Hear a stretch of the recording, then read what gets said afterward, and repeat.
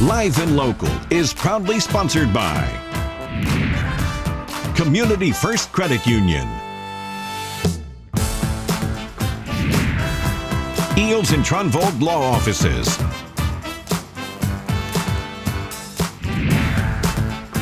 Rainer Garage Doors of Cedar Rapids,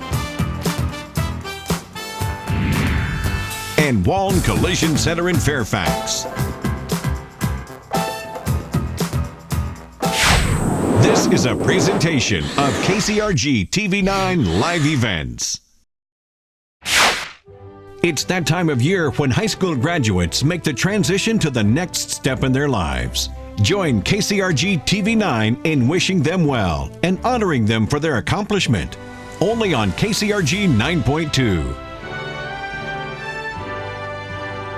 The Cedar Rapids Community School District is proud to congratulate the class of 2019 and to recognize the academic achievements of all of our graduates. Each commencement ceremony celebrates the educational journey of growth and discovery and opens the door to new and exciting adventures in lifelong learning. To the graduates of Jefferson, Kennedy, Metro, and Washington High Schools, we say, congratulations.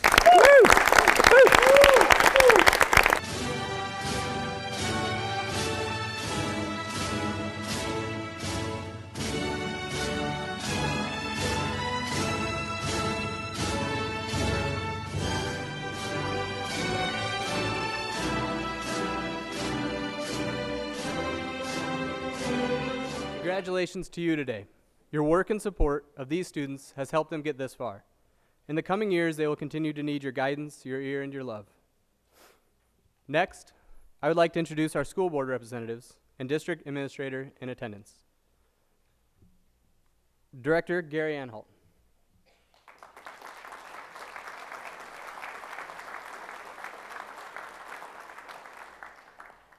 Director Jennifer Borcherding.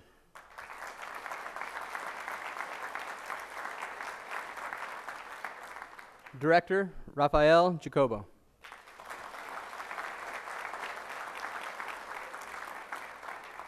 Director John Laverty.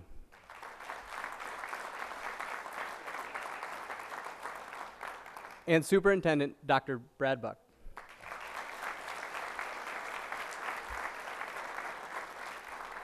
Thank you as well for coming to help us recognize these resilient students. Metro staff.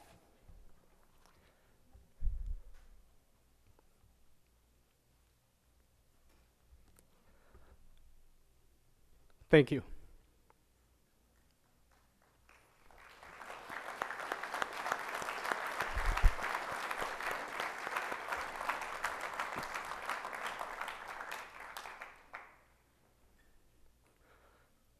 When I first arrived at Metro, I heard a never-ending refrain. Metro is different. The line started to make me laugh because I heard it so often. After a bit, I started to internalize it. They're right, we're a family. That's the difference. And at Metro, our family extends past staff. It includes students and alumni. Thank you, staff, for continuing this tradition of caring for each other and our students like a family. It has never been more evident or powerful than this week, a time where we truly needed each other. For those of you unfamiliar, a tragic event happened last Saturday. 4 members of this Phoenix family were shot. 2 of them died from the wounds, and 2 are still fighting. Of the 2 that died, Matrell Johnson walked across this stage in January. The other, Royal Abram, was planning to get here soon.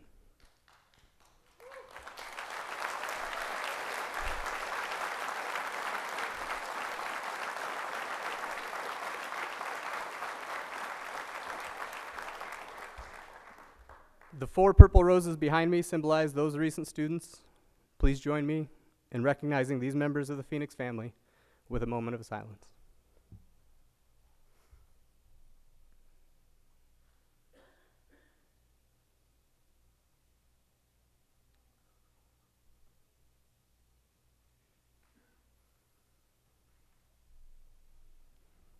It's been a difficult week.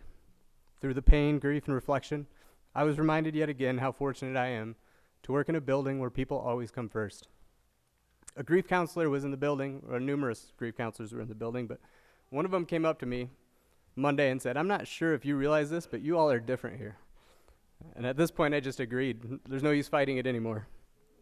We are, and we wouldn't have it any other way. Today, you will get a glimpse of what makes us different, as we get the amazing opportunity to celebrate and thank 37 family members who we will no longer see as often, but fortunately, we will still have a chance to connect with them and continue supporting them. Graduates.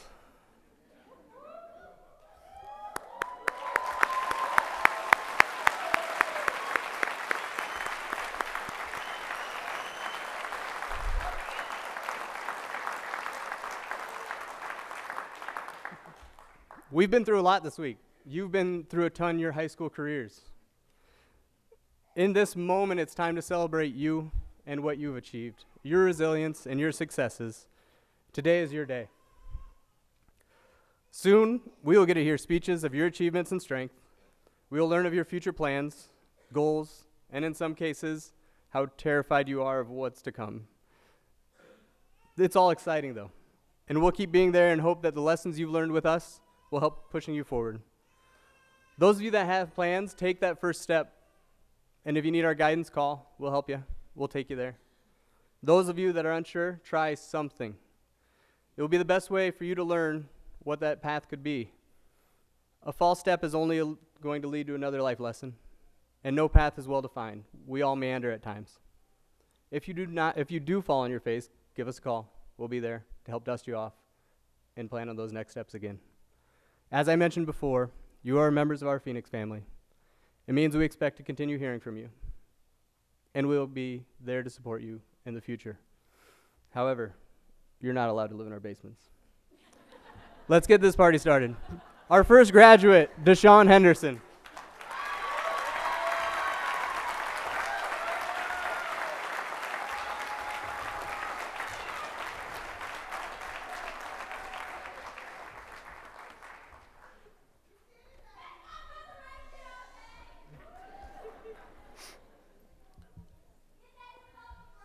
When I met Deshaun, it was my first year teaching in Cedar Rapids District. He immediately let me know that he was a grown man. He was 15 and angry, and over the years, he's faced many challenges. We faced a lot of them together. He's taken breaks in his schooling to do stuff outside of school, and we've had more than a couple of incidents where we have disagreed. Through all the challenges that have arisen, Shawnee has come back to school. Even when he saw peers around him leaving for various reasons, Mr. Henderson continued to work towards graduation. After all that perseverance and hard work to get this piece of paper, Deshaun has proven that he is a grown man. Congratulations, Mr. Henderson, on graduating.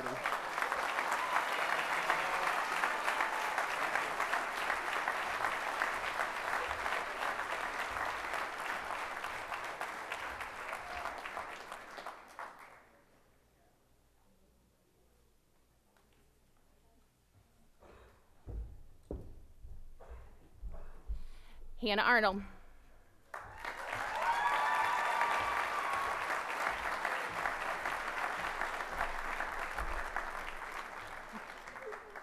I haven't started. Oh, Hannah. I wasn't really sure where to start, so I decided to just compile a list of some of the most important things I want you to know. Number one. People that have red hair are by far the best. Period. Next point. Number two. No, seriously, it's awesome to have red hair. Embrace that. Embrace your freckles. Embrace the fact that you can't really wear any shade of red with success. Embrace that you will never get a tan and that you should always, always, always put on more sunscreen than you think you need. If you haven't realized by now, Hannah and I are both redheads. That may have been what bonded us together in the first place. Hannah likes to tell everyone that I'm her mom, And they always seem to believe her, and I assume it's because of the red hair. But I think I'd prefer if you just say I was your older sister. Number 3. You need to love yourself as much as you love other people. You are so selfless in your friendships and towards the people you love. That has caused you pain. Be sure to show yourself the same kindness and love that you so willingly give to other people. And number 4. I know you are worried about what comes next. I know you are worried that you won't have the calming and consistent comfort that Metro has given you. And although our relationship will look different, it doesn't mean I'm not still in your corner. I'll still be here to pick you up off the floor and help calm your nerves and simply listen when you need it. But what I really need you to know is that it isn't our red hair that bonded us together. We were meant to be together. You have made me a better teacher and a better person. On your worst days, you made me more patient and more kind. And on your best days, you made me more gracious. I need you to know how thankful I am to you for the gifts you have given me. Congratulations, Hannah. Your redheaded mama loves you. Thank you.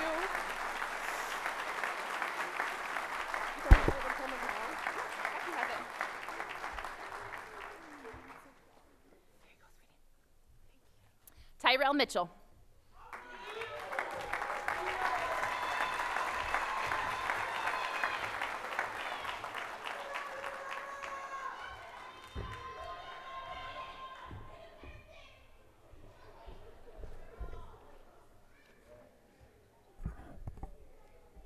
I was going to bring a little booster seat.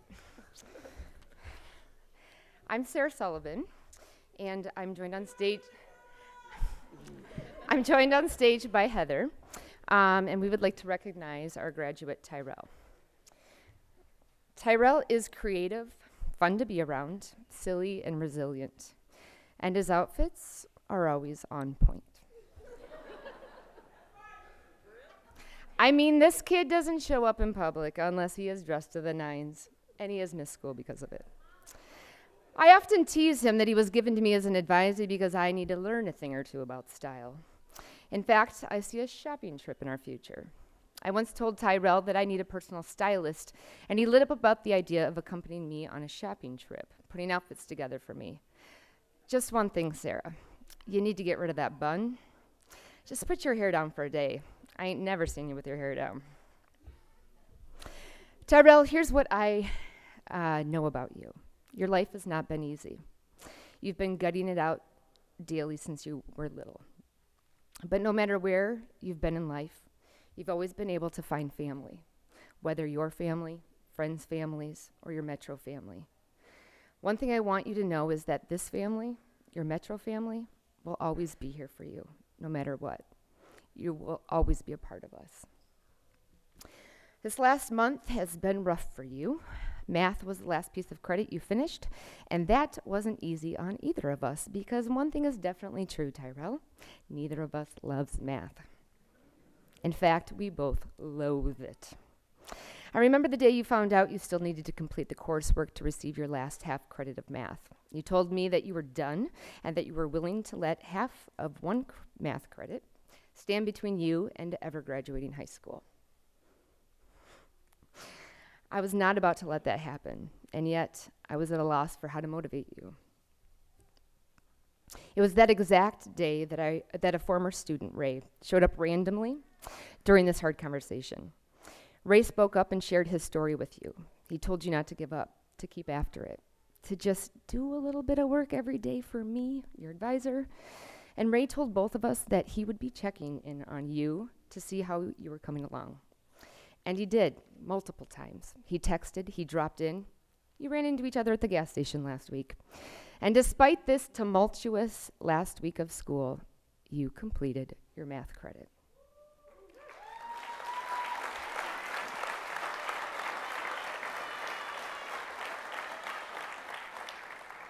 It's important to note that Ray and Tyrell couldn't be any different. So I want you to know, Tyrell, that support comes to our lives in unexpected ways, and I want you to embrace that. After graduation, Tyrell will be attending Capri College to become a hairdresser. As Tyrell said, I want to work for movie stars and people in the music industry. I am pushing towards success, and you have it right here. Tyrell, keep pushing and keep being the creative you. Congratulations. I'm so incredibly proud of you.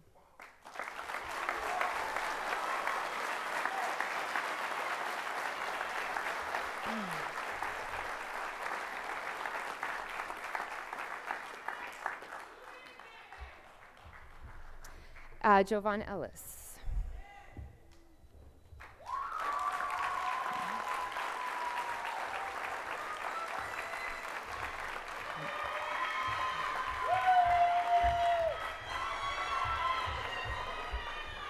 Hi, Miss Sarah. This is what I miss. Jovan always greets me with, "Good morning, Miss Sarah." I'm Sarah still. This is Jovan, and this is Chris Kilberg, a history teacher at Metro. Jovan has a huge heart. He's the kid who texts happy birthday to advisor in the middle of a snowstorm on a Sunday. He's the kid who is amazingly resilient, talented, wicked, funny, and playful. He's the kid who draws cartoons that express his emotions, small pictures of pain, heartache, confusion, happiness, gratitude, and hope. There's one cartoon in particular. It tells a story of school when he didn't know what to do with life, up until the stage of this day. The last illustration says, "But from love and care from Sarah and the rest of the great Metro staff, I found who I wanted to be." And this sketch is Jovan right here, accepting his diploma. Jovan, keep drawing, keep creating, and feeding that side of you that lets emotion out and heals and offers hope to others. As Sherman Alexie wrote in one of his novels, I think the world is a series of broken dams and floods, and my cartoons are tiny little lifeboats. Once in a tense moment, Jovan broke the silence, a very tense moment. Jovan broke the silence with, "Hey, do you guys know penguins have kneecaps?"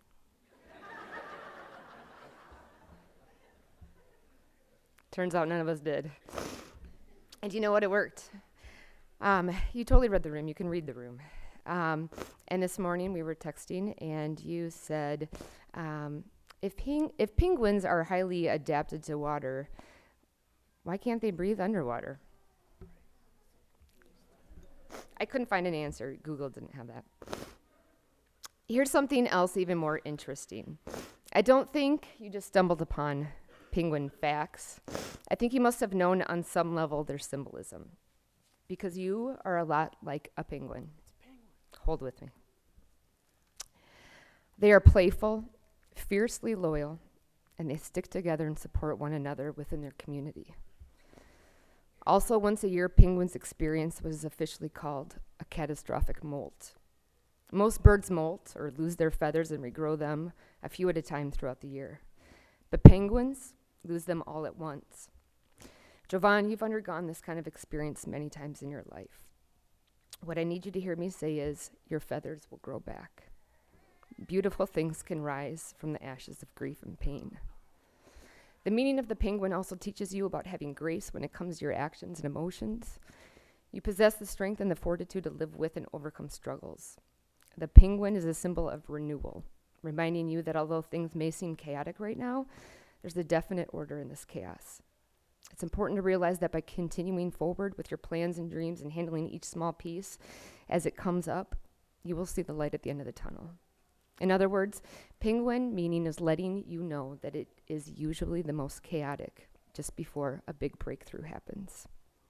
It is pointing out to you that you can adapt to any situation at any time. Just keep flexible, remain centered within yourself so that you can keep moving forward. Jovan, keep moving forward. Your history does not have to be your future. With your scholarship from the Cedar Rapids Foundation, you will attend Kirkwood for the interior design program. Always find a way to turn your pain into possibilities. Be the penguin be you. Congratulations.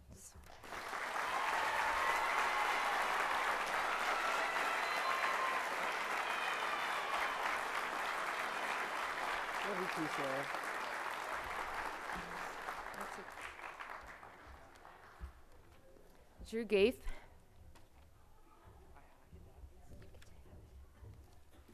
Drew Gaith.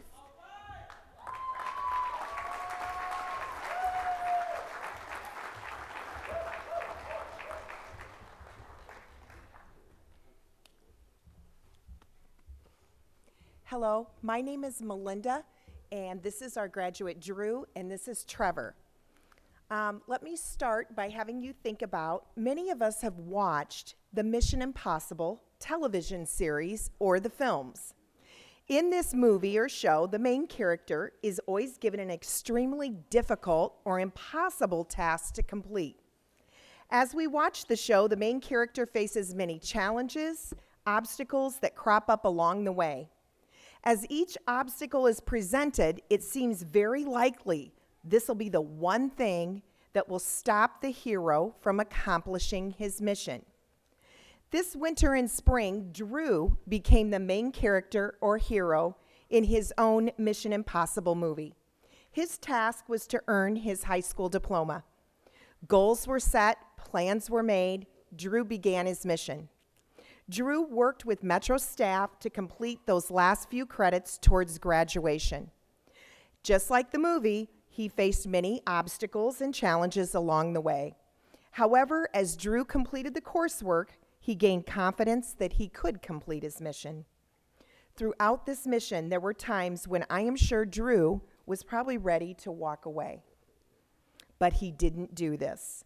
Instead, he relied on his mom and the Metro staff to support him and provide that extra motivation. I am so proud of Drew for accomplishing his mission. Even though he may have thought it was impossible, he proved to himself that nothing is impossible if you believe you can do it. I am proud of you for earning your diploma. Congratulations. So proud of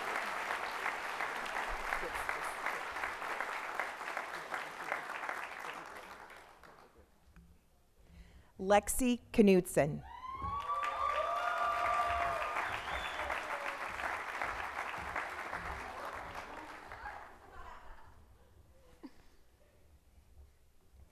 Lexi and I are joined with Tim on stage. Lexi and I have known each other for over 2 years. We have worked together in and out of the classroom. We have built a trusting relationship. We know we can discuss just about any topic. We have laughed. We have disagreed. We have rolled our eyes. We've given each other the look and shared many thoughts and experiences.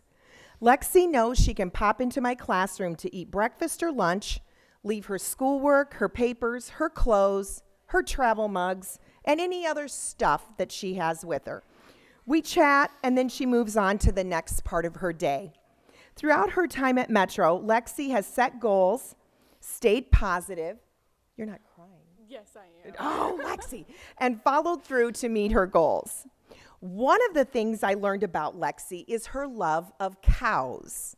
She has always loved cows. In fact, one of her senior pictures she gave me includes Lexi with her favorite animal. So, to end her graduation speech, I would like to share advice from a cow for Lexi's future. Number 1, don't follow the herd. Set goals for yourself. Don't groan at my jokes. Number 2, don't step in any cow pies. Stay focused on your future. Number 3, keep moving forward. Work hard to reach your goals. You knew that one was coming. Number 4, steer clear of all the bull. Be kind to others. And number 5, don't be a milk dud. Be positive. Lexi, I am utterly proud of you for earning your diploma. Remember, Metro is just one pasture away, so put on your cowboy boots and hoof it on over if you need us. Cowabunga, congratulations.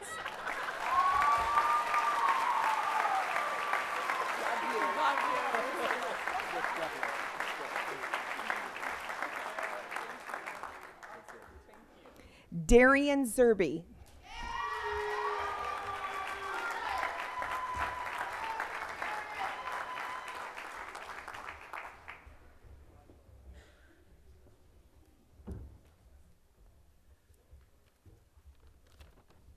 I'm Dan DeVore, and I think you all know Mayor Wright up here as well. We're here with Darian Zerby. Darian, I think there were points this year where both of us weren't sure you'd be up here so quickly.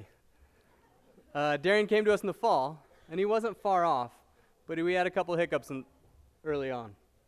What was amazing about Darian is that even though we all have our mistakes, he went back and proved to us that not only did he want to be at Metro, but he belonged there, and he was going to do it quickly. So Darian went, earned a couple credits, came back to us and said, now let's go. I got a plan. So this whole time, he has this infectious smile and sense of humor that he would always bring with him every day. We learned from Darian that when he remains focused, he can accomplish any task before him. And I think he proved that to himself as well. And through this semester, we witnessed his humility, his resilience, and dedication as he continued to build on the momentum that took him through the winter. These qualities are great, but I got to tell you another story. Possibly my favorite attribute of Darian's is his brutal honesty. There was a recent incident where Darian discovered some graffiti in the bathroom. Tim and I pulled Darian in. We had to ask him some questions. Mr. Zerby was almost too forthcoming with his answers. I will spare you the details since this is a formal event, but let's just say I had to remove myself from the office so that I could get some composure and stop laughing. Tim had to take over for both of us. It's that joy that he'd bring with us every day that, Darian, even though you don't know what's coming next for sure, I hope you have that perpetual smile on your face to lead you. Congratulations, buddy.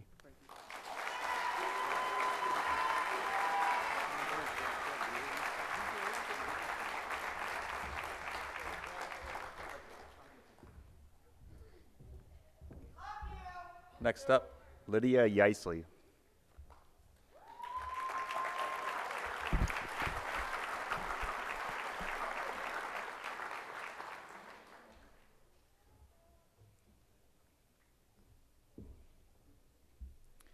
Hi everyone, my name is Chris, and I teach social studies here at Metro High School, and I am met on stage with Tim Wright, and we would like to take the time to recognize the graduate Lydia Yeisley. Writing a speech for you should be easy, but it isn't, Lydia. I've come to know you very well over the years. I've seen you deal with hardships, and I've seen you deal with times of happiness. I have also almost treated you as if you were my own daughter at times. What is really impressive about you, Lydia, is that you never quit. And tonight you stand here to show yourself that you are a definition of resiliency. You're still standing, and that's what matters. I'm proud of the young woman that you have become. On the side of my desk sits this great picture, and it's of you smiling. I remember this day. It was the day you showed up and found out that we were going to help out at St. Vincent de Paul. I also remember the day that you took that picture down, and I asked you what you were doing, and you said, "I'm writing my name, so you don't forget about me." I won't forget you, Lydia. I won't forget our conversations. I won't forget how you saw yourself when you first started at Metro. And I won't forget the young woman that stands before us all tonight, who has gained so much wisdom. And if you're not crying by now, you said you were going to cry, but you're handling it pretty well. I won't forget that smile that's inside of you as well. And if you think I will, I have that picture that sits beside my desk. So take all of what you have learned and continue to remember that the future is moving forward and ahead for you. Life is not in the rear view mirror of the past. You can check it once in a while because there is a lot of good that came from it. But the windshield ahead is what I want you to focus on. Congratulations, Lydia. I'm proud of you.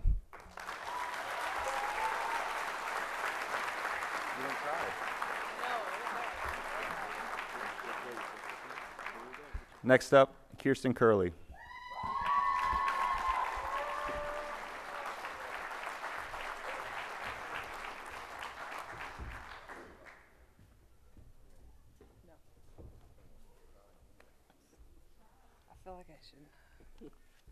I should take my shoe. Okay. I gotta be a little shorter. Hold on. Okay. There we go. That's better. Hi, I'm Tracy Donalds, and this is Tim Wright, as you already know, and this is our graduate, Kirsten Curley.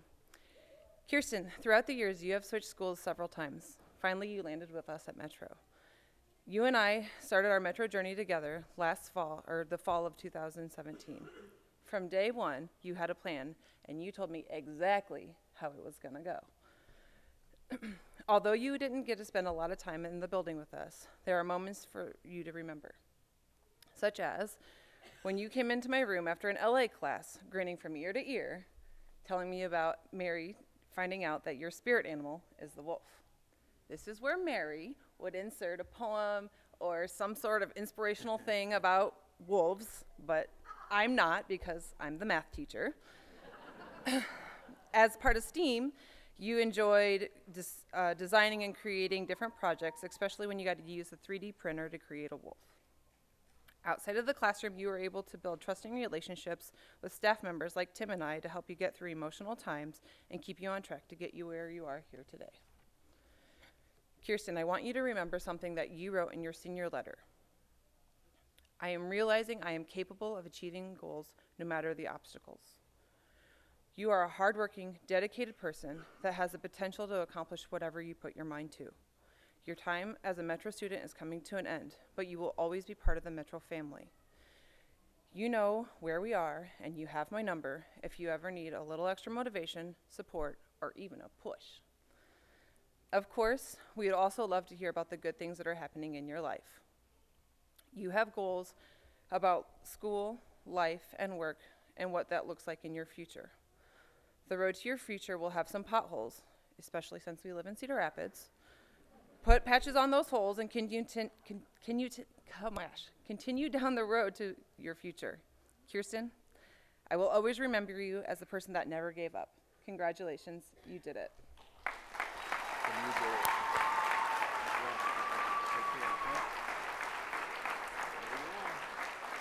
Next up is Jasmine Martin.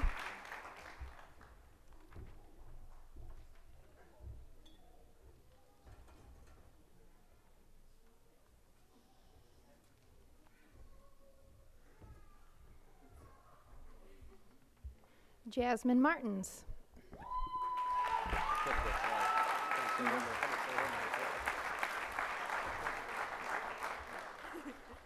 I'm Anne, and this is my girl Jasmine.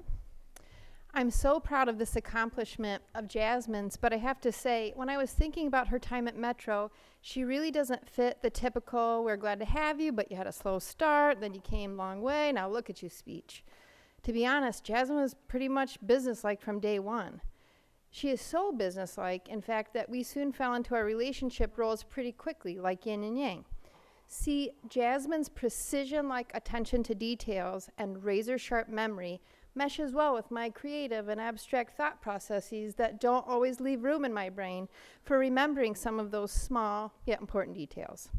So I was in charge of taking care of the big picture stuff and buying her watermelon gummies, and she was in charge of keeping track of the small but important details. Even up until a few days ago, when she asked about our senior send-off and wanted to know the day and time, I just smiled at her, grinned, and shrugged my shoulders. She quietly and patiently waved me off and said, "Don't worry, I got it. I'll take care of finding out and let you know." But on the inside, underneath all this robot-like precision that is so impressive and determination, is a very kind-hearted and sensitive young woman. She is a careful observer of those around her, a clear intuition of the invisible and unspoken. Last year, she brought me a bouquet of flowers just because she sensed I needed it, and I didn't even know it, but I did. And a few days ago, after we hugged and celebrated and took pictures after she officially finished, she told me that she couldn't have made it without me. But here's the thing, Jasmine, you absolutely could have done this without me. You're one of the most determined, independent, and driven young people I've ever met. You know, not only could you have done this without me, there are probably times when I slowed you down. Kind of like how you drag along a younger sibling to the park slows you down, or helping an elderly woman across the street slows you down, but you do it anyway because you're kind and compassionate. Thank you for being you. Thank you for slowing down to let the rest of us be part of your life. Thank you for being driven and focused, yet sensitive and kind to others. I couldn't have made it without you. Congratulations.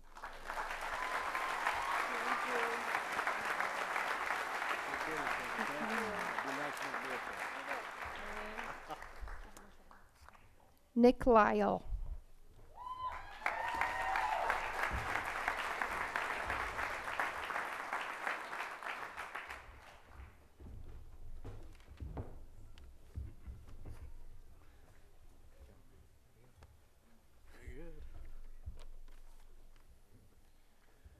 My name is Trevor Templeman. This is Nicholas Lyle, Gary Miller, our math teacher. I just want to say congratulations, first of all. I'm proud of you. I'm going to start with a quote. Throughout history, it's been the inaction of those who could have acted, the indifference of those who should have known better, the silence of the voice of justice when it mattered the most, that has made it possible for evil to triumph. So Nick is concerned that there's another hurdle to jump across, one more barrier he's got to get through, one thing that needs to be done before he can graduate. And I assure you, Nick, that you have graduated from high school. But honestly, you're just getting started. You are a hardworking and persistent young man. This past semester, you have shown me your work ethic and what success looks like. I had Nick in class all year, and on one of the first days of my first year, I made a mistake. I forgot what it was like to be a teenage boy. I'm not sure how that's possible. I mean, I have 2 sons. I remember well my days of indiscretion, but I somehow forgot. I was explaining how we were going to analyze the news, a standard U.S. government activity. I wanted us to look beyond the headlines to the context and the substance. So I formulated a list of questions to ask while reading and ended that list with the exhortation, get deep. I think it's important they really get deeply into the text and substance. But I said, get deep to a class of high schoolers, and Nick has never let me forget it. Nick, be consistent in your efforts. I have seen you be diligent and purposeful. Now, you are entering a period of choice in your life. So I charge you not to be indifferent. I think you can be a voice for justice, but that means taking the choice to try, the choice to give what you can, the choice to struggle, and to choose what you know is right. So Nick, get deep. Thanks.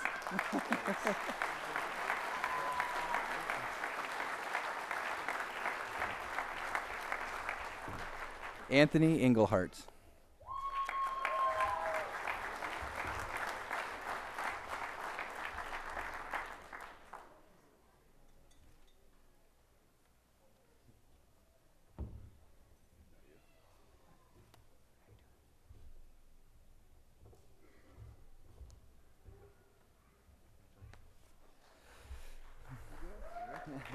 Get right up here. Again, my name is Trevor. I teach social studies, and I'm up here with Matt Seckel, representing Anthony Englehart. Congratulations, Anthony. Again, I teach social studies, so another quote, sorry. If you're neutral in situations of injustice, you have chosen the side of the oppressor. If an elephant has its foot on the tail of a mouse, and you say that you are neutral, the mouse will not appreciate your neutrality. Anthony is sensitive, clever, and discreet. I have had the great fortune of spending time with Anthony, which is good, because that's what it takes to get to know him. I am grateful I had that rarefied chance. Now, as Anthony moves on, he is unsure of his plans, but fittingly, he thinks he might work at the local library.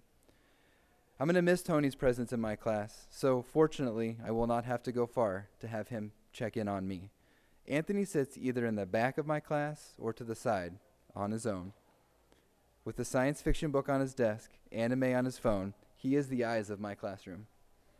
I will miss looking up after a PG-13 conversation with another student has unfolded to see Tony looking at me with a wry and knowing smile. His presence in my class was anchoring and steadying. Anthony, I challenge you to open up to the world, to not live neutrally. The light and kindness that I see in glimpses are a testament to you. You are a keen and bright man, but please let your natural skill of observation move you to action. Let yourself be free to act for justice. Thank you.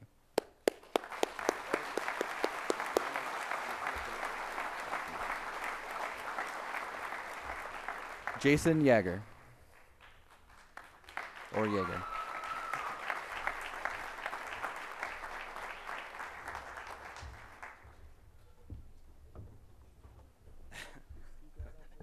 Don't kiss him, Matt. Save that. All right. This is our graduate, Jason. I'm Shannon, Matt Seckel. Everyone, it's my privilege to speak to you this afternoon on Jason's behalf. Jason, like many students at Metro, came to us unsure of who to trust and unsure of what Metro High School might offer as school choice. As Jason and the Metro staff got to know each other in his first semester, we struggled to find common ground. The only illustration that comes to mind is that of a stubborn mule. Its heels dug in, head down, unwilling to give an inch. But again, like many Metro students have found over time, Jason began to trust what we had to say. He began to listen, and even if his first response was no, he began to challenge himself to find a way to say yes to the many opportunities being offered to him. Jason joined our STEAM Academy, became an important part of our entrepreneurial team, learning about marketing and networking. He's been a part of every small business project that we've launched out of the Academy, and he's participated every year in the Innovation Expo through the Entrepreneurial Development Center here in the corridor. He's continued to challenge himself with new opportunities and work harder at that networking process. And today, I said to him, his contact list is full of friends, family, and influencers in this community. Jason also joined the robotics team. Through his first year, he struggled to find his place, but the moment we purchased the inflatable Metro Mechazilla costume, we had no doubt who would become the face of the team. It's not uncommon to see Godzilla running around the halls of Metro, and if you were here early, he might have been on stage too. So Jason helped lead the robotics team to a lot of success over the years that he participated, and literally, through sweat and tears, has helped us build a rich technology culture at Metro High School.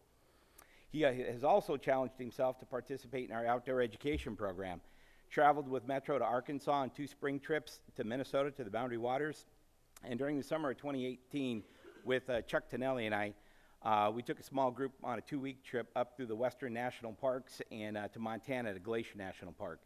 The Rangers worked with Jason, had him do loon research in the mountains with his other peers that were there. Our hikes brought us close to grizzly bears and moose. And today, Jason is one of the most accomplished campers that we know, and is probably one of the best outfitted for outdoor adventure. He's also begun the process of post-secondary enrollment at Kirkwood through his time at Metro, and has had great success in CAD and mechanical engineering technology program there. He's been able to achieve academic success through this program, and most importantly, confidence in his ability to achieve professional success.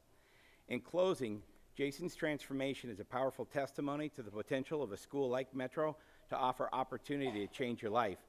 Jason's no longer that stubborn mule resisting the opportunity to change. And side note, that's progress, not perfection, okay? Today, he embraces challenge and the challenges that come his way. This is your moment to celebrate. Your family's proud of you. We are proud of you. Spread your wings. Today, you're that beautiful butterfly. Congratulations. Way to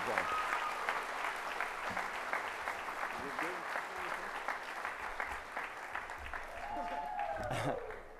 Alec Mead.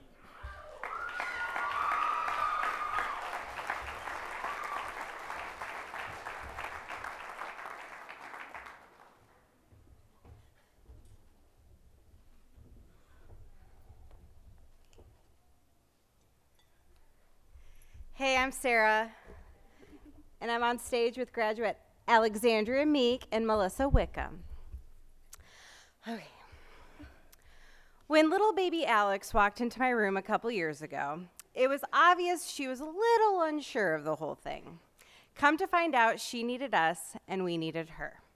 Alex, and I'm going to use her terminology, is the most far out, groovy little babe I know, and she has no idea how much she has impacted us here at Metro. Alex not only accepts my cackle, she absolutely has one of the most creative minds and hearts. Alex was an introvert who found her home with us. As a Metro student, Alex has addressed the whole Cedar Rapids Community School District at her back-to-school event. She has spoken to middle school students about bullying. She participates in the Iowa Arts Academy, has taken college courses, has gone to summer camp for student leadership, been a constant in Metro childcare, and she has allowed herself to be vulnerable on the Metro theater stage. This girl even has taught herself French and has a pen pal who she's going to visit this summer. Not to mention she dresses better than anyone I know, and don't even get me started on her artistic ability. Mary Bardsley and I constantly tell our theater students that everyone has a story and that their story should be heard. Alex has blossomed as a writer, as a performer, and as a young lady. Alex's mom and brother are two of the best support systems a kid could ask for and will continue to be. So Alex, I need you to listen to me. You are worth all that is good in this world. You are deserving of the journey that you have ahead. You have every right to question and wonder. Just remember, you're perfect just as you are. Life will be a roller coaster, but keep laughing while you're on it and realize all the beautiful things that you have done for others and for yourself. We are always here for you. Alex, you wrote in our Love Wins show, I believe I can change the world. I believe there is good in everyone. I believe I will change lives. I believe I now have purpose. I used to believe my life was worthless and without purpose, but now I know I will do something amazing. So go do that something amazing. I'm so proud of you. Congratulations, sweetheart.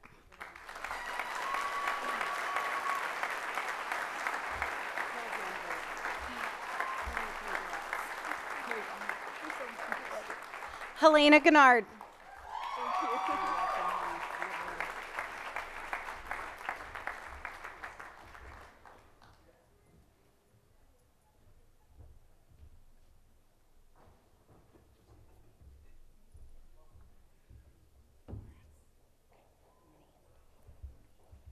Hi, my name's Tara, and I'm joined on the stage with Melissa and our graduate, Helena. So today, Helena's speech, I'm going to be reading it. It's actually a speech that's written by Helena's advisor, Stacy. If you ask anyone to describe Helena, you will hear someone who is always polite, works really hard, and is very quiet and shy. This is also how I would have described Helena when she first began at Metro a long time ago. However, over her time with us, I would say she has definitely grown. Helena started not knowing anyone at Metro, but still attended every single day. For many advisor groups, it would be just Helena and I. During credit recovery time every morning, I knew I could rely on Helena being there. If there was a day she wasn't at school, I knew something was seriously wrong. As time was moving on, Helena would tend to befriend other advisees of mine. The only issue with this is I tend to get advisees who are close to graduating. After each graduation again, it would be just Helena and I. Eventually, I started to notice Helena hanging out with a great group of friends, a group who accepts each individual as they are. They are a fun group. The only issue I had was Helena abandoned me every morning to join her friends in their credit recovery room. As much as I teased her about deserting me, really, I was super happy for her. This is when I truly began to see Helena grow. The spunky, funny, smiley young lady showed up. She was happy all the time and a typical high school student. She started to be late to class, or not completely pay attention in class because she now had the distraction of her friends. Again, I was glad to see her with such a great group that I didn't really worry. Plus, Helena is a very responsible person and always knew what needed to be done. I trusted that she would do it, and here we are. Good luck, Helena, at Hawkeye in the fall. I am so glad you are spreading your wings and going to experience the world. Enjoy and keep in touch.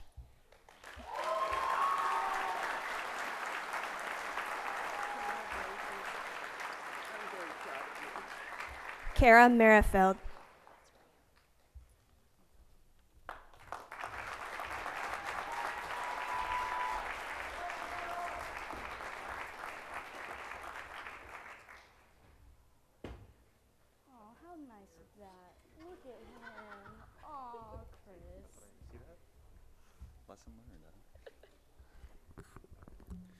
Hi everyone, my name is Chris, and I'm on stage with Liz, who teaches art, and we are honored to have the opportunity to recognize graduate Kara Merrifield.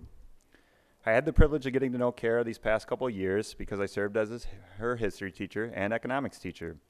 The reason why I stand here tonight is because I had an opportunity to speak for one of her really good friends a few years back. And I believe that by speaking for Kara tonight, we are all connected on some level again. It's a link of sorts. When I reflect on Kara, she is someone who is incredibly thoughtful, considerate, and kind, and always thinks of others. She would often demonstrate this through her actions. She would stick around after class sometimes to help clean up or straighten up the classroom, or share a kind word to keep me going in those days that I needed it. And she just didn't do this for me. She did it for others as well. She also has a quiet sarcasm about her that's pretty great, and I hope she never loses that. I don't know if you caught that when, coming up on stage, she delivered it there. Anyways, this is not just a graduation speech. It's me telling you, Kara, how much I appreciate you as a human being. When writing speeches for graduation, there's a level of pressure or stress that I put on myself. It's not because of a lack of confidence. It's because I want to do well for you. I want to convey the kind of person you really are. For example, I've seen you help students who you didn't even know. This may seem so simple to you, but there are many people who simply don't take the time to do these actions. But you do. This is who you are, and you care. Here's what I want from you. Or here's what I want you to know. I really believe in you. I always have. I hope you carve out a life for yourself that you can grow in. You're deserving of a future that makes you happy. This is a part where I might offer some advice, but you already have a strong head on your shoulders, so maybe I should be asking you for advice. Kara, never underestimate the impact that you have on this world right now, and never forget when you're looking out for others, you also need to take time for yourself too, and enjoy the many moments that bring you a smile or make everything feel right in the world. Thank you for being you. Congratulations on graduation. Thank you.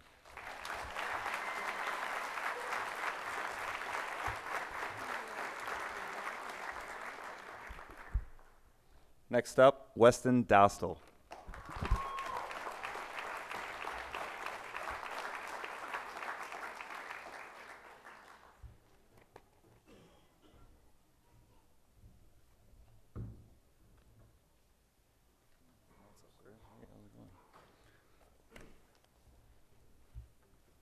I'm joined on stage by Gary Miller, who teaches math, and we are here to recognize the graduate Weston Dostal.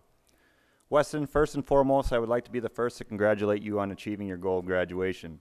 To be honest, school in the academic sense has never been a challenge to you, as it is for some other students. Many days, Weston assumed the role of teacher assistant in his math class, explaining quadratic and exponential functions on the smartboard. Gary likes to joke to the class that Weston even knew how to divide for zero. You can't.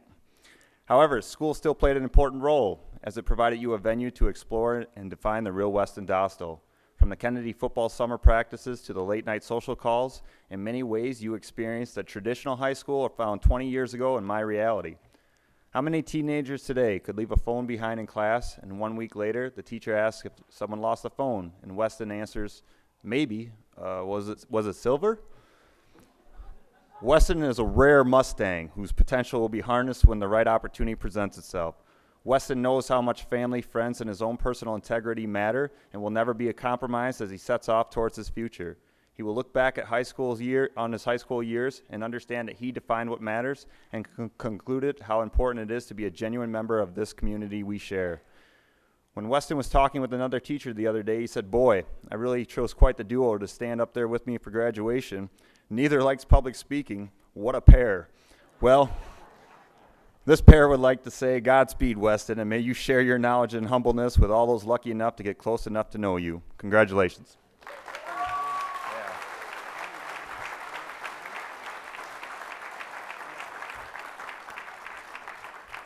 Next up, Aries Jansen.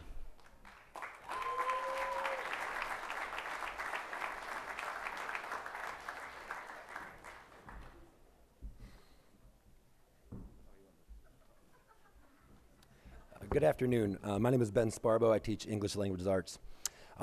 Speeches are tricky. How can I take a student's road to graduation and do it justice in 90 seconds? Never have I felt the pressure of this challenge more acutely than with Aries. We are all so proud of him and his accomplishments that I know anything I say will fall short.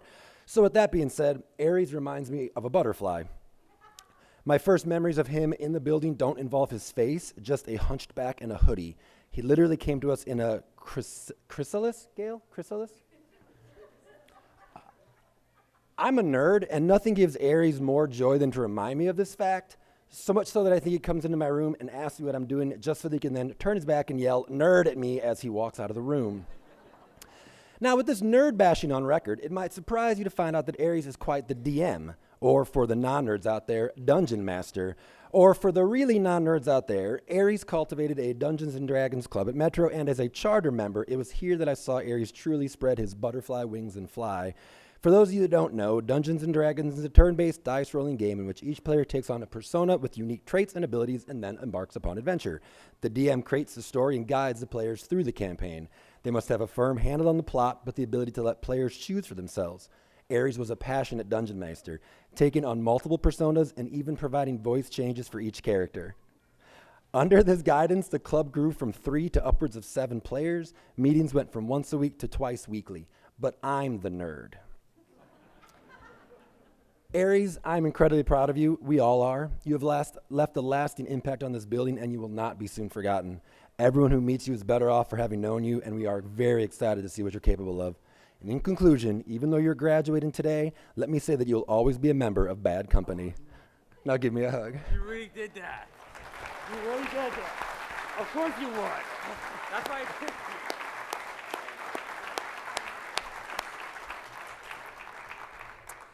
Caitlin Pullman, please.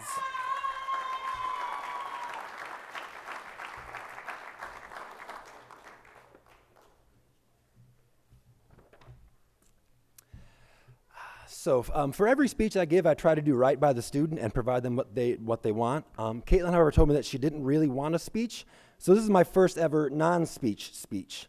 Any resemblance to a real speech is accidental and should not be taken seriously. One question that was on a lot of minds this semester was, will Caitlin graduate? This answer wasn't always clear-cut. At the start of the term, it was very likely. Around midterm, as Caitlin's attendance went down, so too did the odds that she'd graduate. Then, as she renewed her dedication in classes and efforts with curriculum, we saw a dramatic increase in these odds. Which brings us up to this afternoon, where currently teams of educators are frantically evaluating her final assessments and last learning targets. I'm waiting for the text message to tell me if she's graduated. Until then, one morning during 0 hour, Caitlin made one of her rare appearances. I asked her if she was going to graduate, and her response was, I don't know, am I? Now, I had about 13 pages of notes on classes needed and credits earned and classes in progress and online work percentages remaining, so I was shuffling through them all trying to find the most accurate answer, and Caitlin, sympathetic to all the work it was taking the whole school to assist her in her education, says to me with gratitude just radiating off of her, "You're a mess." Clearly, all the things she learned at Metro, tact was not one of them. And just last week, when she was asked to choose a speaker and shaker, she chose myself and Chris. Not because of the countless hours tirelessly connecting relevant learning targets to her individual needs and interests. Not because when she seemed to want to give up on herself, we wouldn't let her. Not because she wanted to recognize our efforts, but because, and I quote, my mom wants me to wear heels and you're the 2 tallest teachers.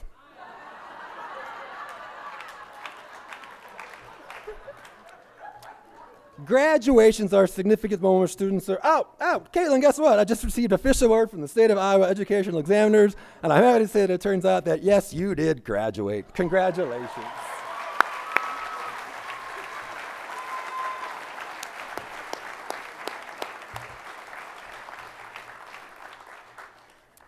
Kalia Patton, please.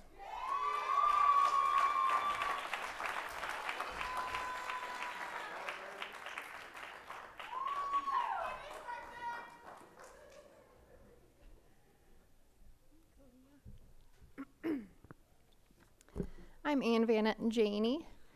I was lucky enough to have Kalia in class during her brief months at Metro. She came to us with not much credit needed and highly focused to graduate this semester with a baby on the way. I was in awe of her ability to stay calm and driven as she thoughtfully completed her tasks, deliberately and with care, asking for the next thing to work on as she would subtly remind me of her due date coming up. It was very clear that her goal was to complete her work, her job as a student, before her new work as a mom began. She checked in for feedback, not just to make sure it was done, but to make sure it was thorough, met the objectives of the assignment, and not only was up to my expectations, but hers. She impressed me with her stoic nature, her quiet and calming presence, the brightness that always seemed to surround her. So, shortly after her due date, I saw her walking in the hallway with her lunch tray, her jacket not pulling on her belly as much in the front, and so I knew what that meant. After she showed me pictures of her new baby, I found out that Kalia had given birth only a few days before, less than a week. And here she was, coming right back to school, grabbing her lunch tray and her laptop and her folders and getting right back to work. That's when it dawned on me. That way she walked around so confidently and assuredly really wasn't about being fearless, it was about being courageous. It seemed to me that Kalia was driven by an unending source of courage within her to meet the expectations and challenges that arrived in front of her. Kalia's essence is perfectly described in this quote by writer Maya Angelou. Courage allows the successful woman to fail and to learn powerful lessons from the failure, so that in the end, she didn't fail at all. We hope you continue to walk ahead with your head high and your heart full of courage. Congratulations.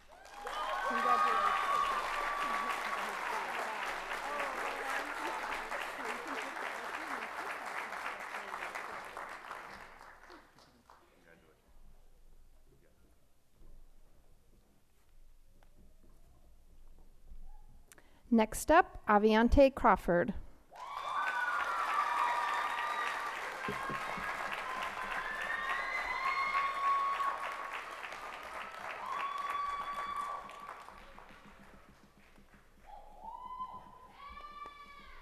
In the last year or so, Avi has received so much well-deserved recognition for his exceptionality. Dan DeVore has pulled me aside countless times and said, "Did you hear about what Avi did?" And I have to be honest, Avi, almost every time after we discuss how awesome you are, I then say to Dan, "Yes, he's awesome. I also wish you could have seen him a few years ago." To say that you have transformed and undergone an earth-shattering metamorphosis is an understatement. This can be my favorite part. I don't want to dwell on your tough beginning, but I feel it's important to illustrate my point. So bear with me. You pretty much slept through an entire year of coursework in my LA9, remember that? You made me mad. A lot. I mean, I tend to run a pretty interesting show, and there you were, sleeping. And then it felt like all of a sudden, one day, poof, I soon learned that you were one of the most fascinating human beings I've ever met. You wanted to talk about super complex things like the fundamental purpose of public education and the lack of black representation in film up until the Black Panther, and the debate over the authenticity of the writing of William Shakespeare based on emerging evidence that someone else authored his work. I mean, I have a master's degree in English, and I don't even care about that last one. That has been how our years together have been. Just when I think I have Avi figured out, he pulls out something new. Like just a few months ago, he walked up to me and said, out of nowhere again, "Ann, I think I want to get into houseplants." Houseplants? I asked. And after the shock wore off again, we made plans for him to learn about research and plan next steps. So, here, my friend, is your first houseplant. But let me tell you about it. This small plant cutting is very simple. It's not showy. It doesn't even look special, but don't underestimate it. This plant cutting is a direct descendant of the original plant used in the famous 1929 Grant Wood painting called Woman with Plants. I couldn't think of a better way to remind you about your own unassuming yet remarkable nature.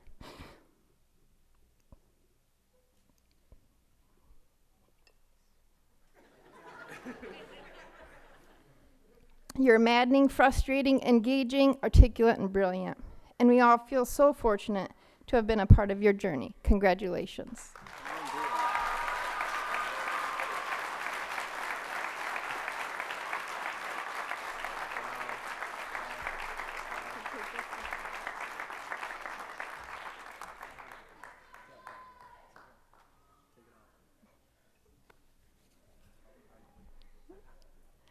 Next up, Bradley Miller.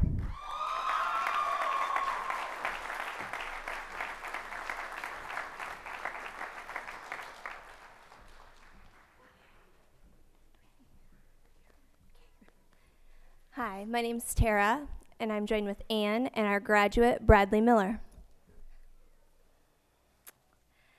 So Bradley's story at Metro began 4 years ago. And to help me weave this tale, I'm going to use a prop. Okay.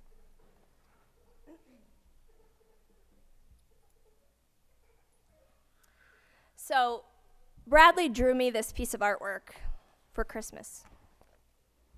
And you can't really see it, but it's me. And I'm wearing a rainbow scarf. It's beautiful. I knit Bradley a pride scarf, like the one in his drawing.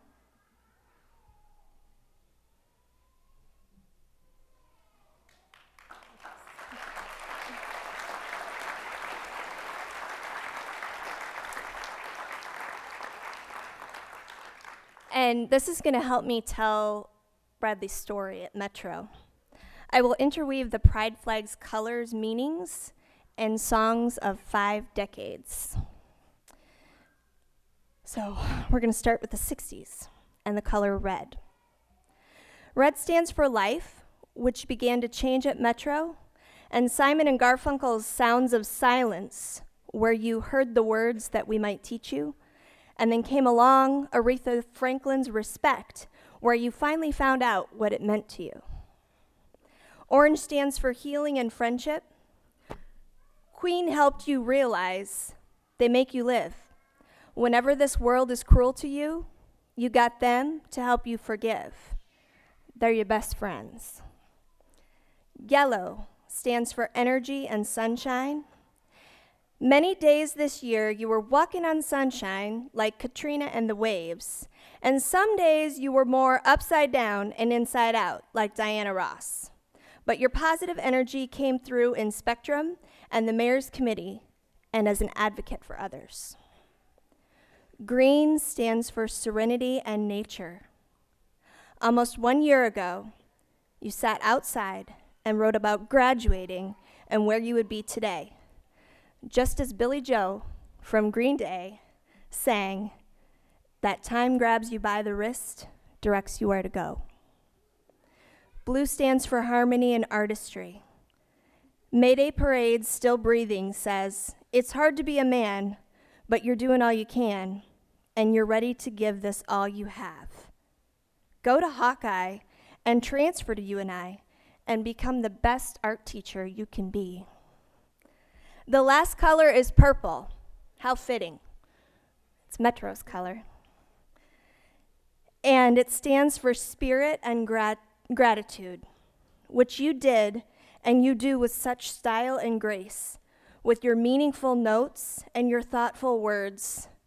Your spirit will continue to shine out at Metro for a long time, and no song lyrics can come close to your words, so I'm going to end on yours. These are Bradley's words. My goal is to go to school so that I can become an art teacher and inspire kids to express who you are. But I also want to be the person that taught them to love themselves, because you've only got one you, so why waste your life trying to change it? Bradley, be you, love you, always. Congratulations.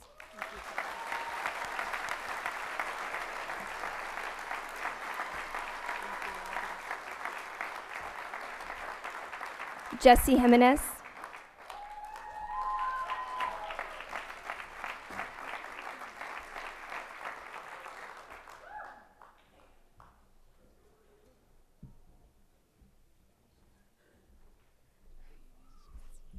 Okay. Hi, Tara again with Anne, and we are joined on stage with our graduate, Jesse.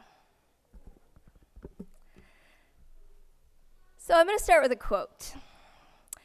Miguel Nicolais said, essentially, all expressions of human nature ever produced, from a caveman's paintings to Mozart's symphonies and Einstein's view of the universe, emerge from the same source: the relentless dynamic toil of large populations of interconnected neurons. And what is a neuron? specialized cells within the brain that transmit information to other cells, or basically the basic working unit of the brain. You may wonder why I am giving you all a mini science lesson in Jesse's graduation speech. But Jesse's synapses were probably firing on all cylinders at the sound of interconnected neurons. You see, Jesse came to Metro with a solid plan to graduate and did so before we could say electroencephalograph, or EEG. Now back to brain games.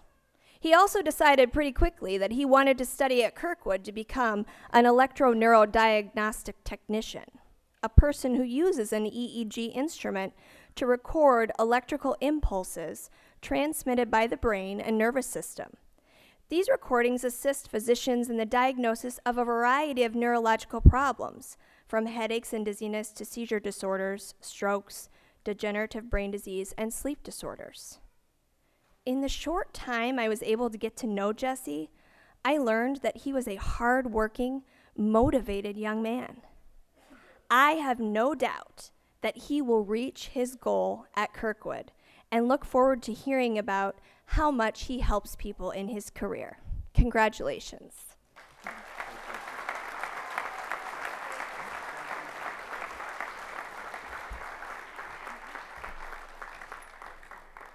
Our next graduate is Elijah Ginther.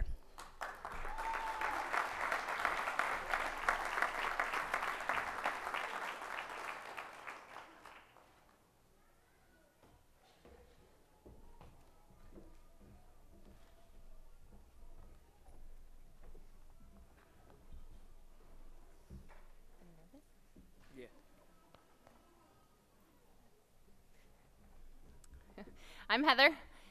You've met Sarah, and this is our graduate, Eli. In 2015, I met Eli for the first time. We met in this tiny little baby office at Metro, and there were 5 of us, all crammed into this small box of a room. If Eli was going to come to Metro, I was going to be his advisor. This is where I learned that Eli loved to fish and that he wanted to work at Gander Mountain. This is where I learned that he had friends at Metro and was eager to meet new people. And after a relatively short meeting, everyone agreed Metro was a good fit. And so our journey together began. His first couple of years at Metro, his attendance was dismal. And when I say dismal, I mean it just plain sucked. Looking back, it's amazing I was able to build the relationship with him that I did because he just wasn't at school very often. And when he wasn't always awake. But he was always willing to open his heart and listen. He was always willing to accept my nagging. And I think he was always willing to trust in the fact that I had faith in him, even when he didn't have that same faith in himself. In August, we had to have a very difficult discussion. It was now or never. You see, Eli can't come back to Metro next year. He has to be done in May. So I put together a very specific plan that he needed to follow in order to earn his graduation requirements. At the end of that discussion, he gave me his word that he was going to do it. And if I'm totally honest, I had my doubts that his circumstances wouldn't allow for it to happen, but my faith in his courage and determination never wavered. Eli, I wouldn't trade your journey because this is the year that we really got to know you. We got to know the, hey girl, hey, side of Eli, and we got to know the what's up boss side of Eli, and we got to know the I wasn't born yesterday side of Eli, and we got to know the incredibly insightful young man you truly are. Eli, you have an old soul.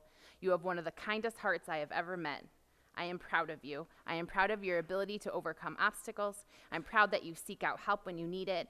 I'm proud of your courage, and I'm really proud of your journey. I'm so very thankful you allowed me to be a part of it. Congratulations.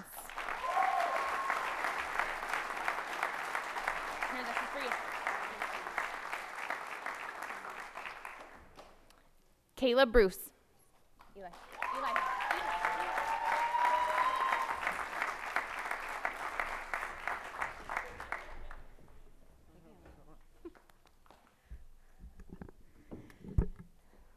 Hey, Sarah again. With our graduate, Caleb Bruce, and we're joined on stage with Matt Seckel. Oh, Mr. Caleb Bruce, I can remember the first time you walked into my world history class. I knew right then and there we were in for an adventure.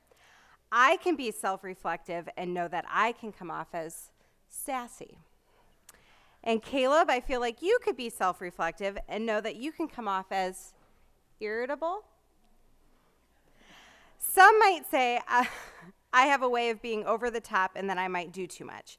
Yet in those song and dance moments, Caleb would participate, he'd crack jokes, and make all the connections with our learning and his experiences. For once, I wasn't being irritable. To him, I can't say for other people.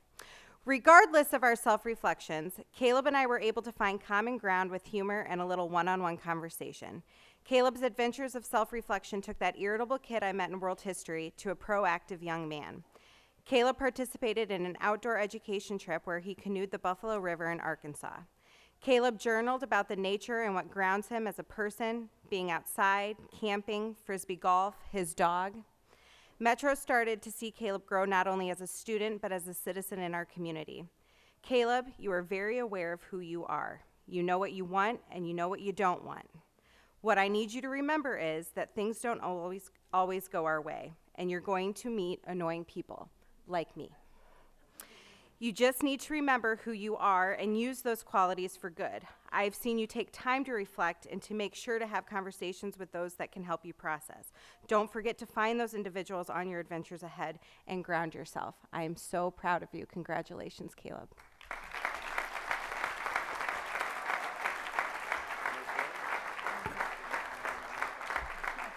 Michaela McDonough.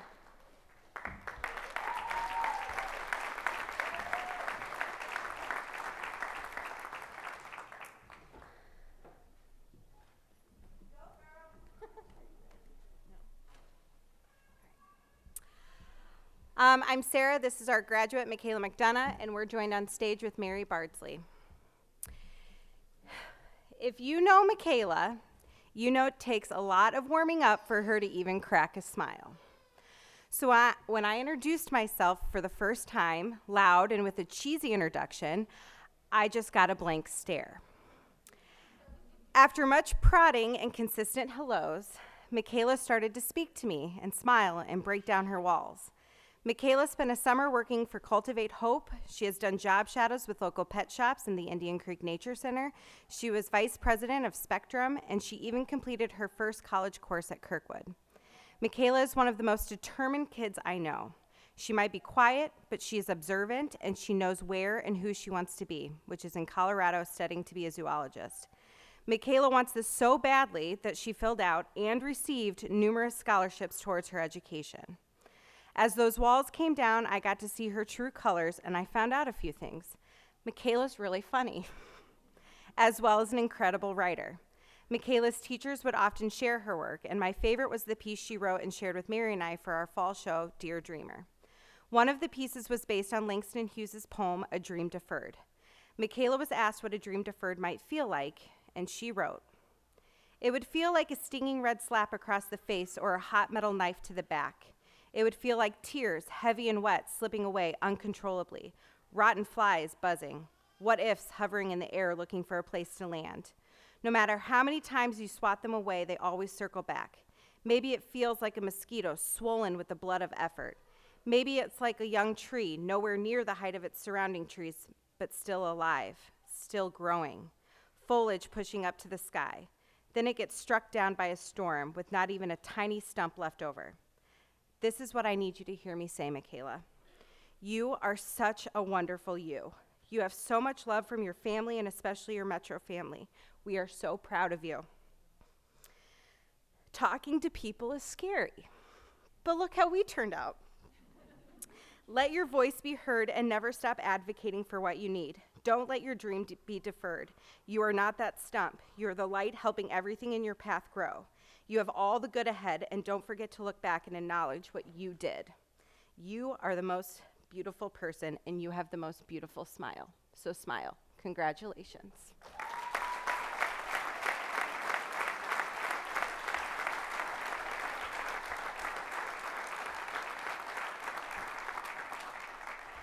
Zane Rawls.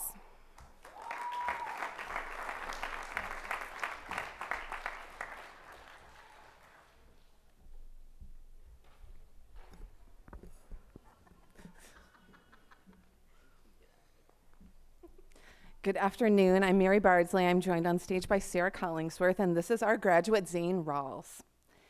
So I could start by listing Zane's numerous academic accolades, scholarships, and recognition he received while as a student, but that wouldn't begin to describe the kind of young man who is Zane.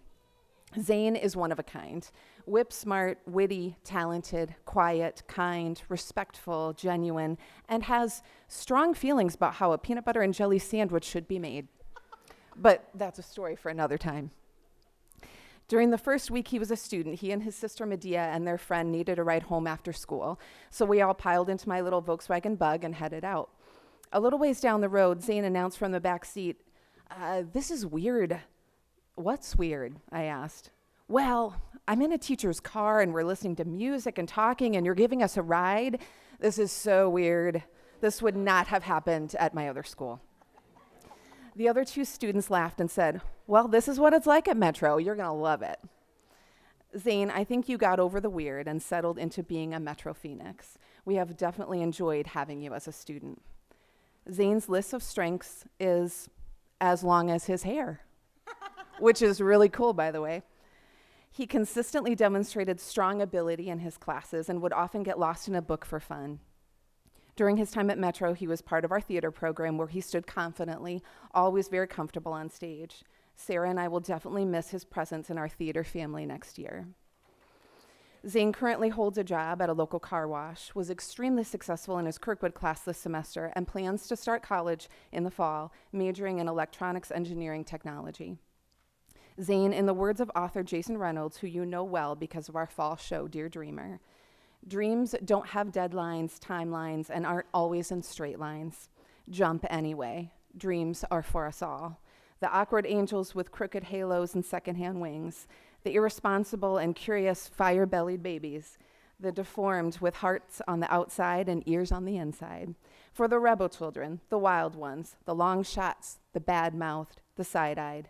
Dreams are for us all, to remind us that we are many, that we are right for trying, that purpose is real, that making it is possible. Zane, be that dreamer that jumps anyway, that fire-bellied baby, the one who won't quit. Congratulations, we're so proud of you."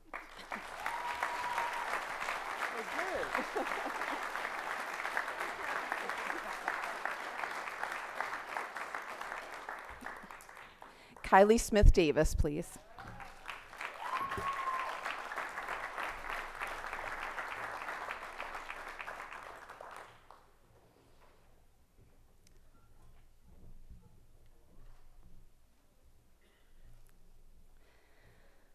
I'm now joined on stage by Chris, and this is our graduate, Kylie Smith Davis. Kylie, my sweet girl, you have a light inside of you that radiates.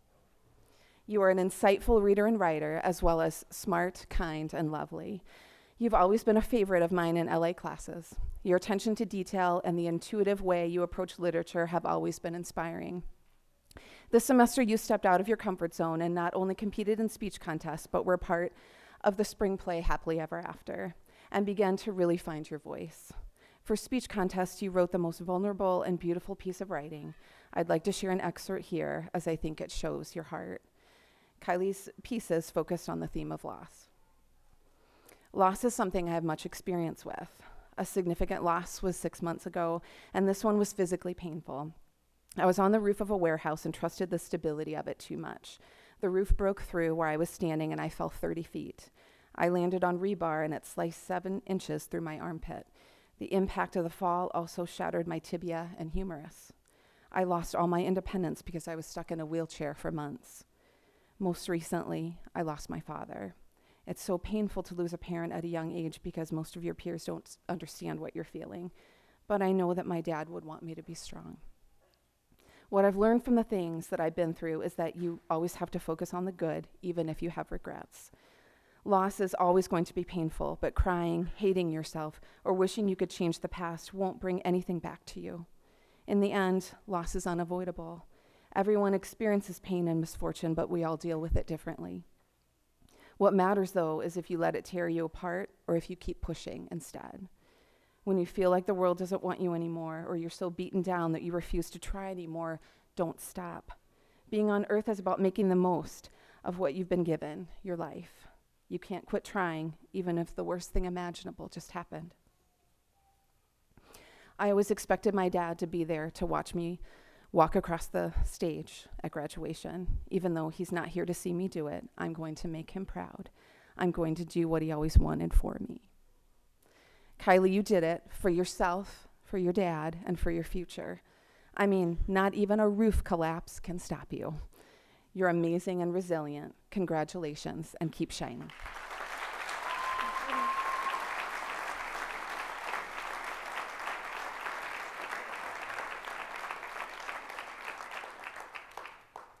Michaela Henley.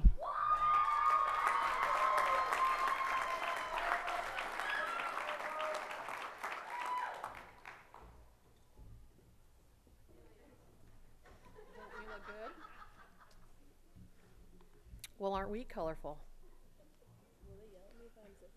No.